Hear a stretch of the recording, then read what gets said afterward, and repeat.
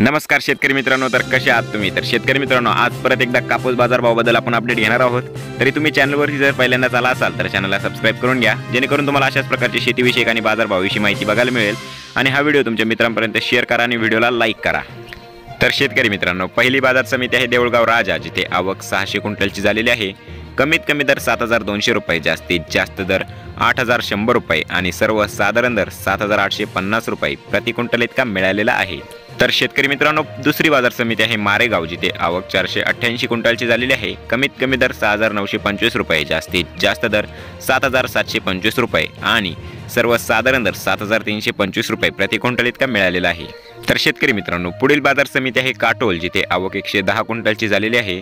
कमीत कमी दर 6,600 रुपये, जास्तीत जास्त दर 7,300 रुपये आणि सर्वसाधारण दर 7,200 रुपये प्रति क्विंटल इतका मिळालेला आहे।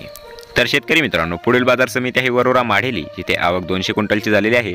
कमीत कमी दर 6,500 रुपये, जास्तीत जास्त दर 7,750 रुपये आणि सर्वसाधारण दर 7,350 रुपये प्रति क्विंटल इतका मिळालेला आहे।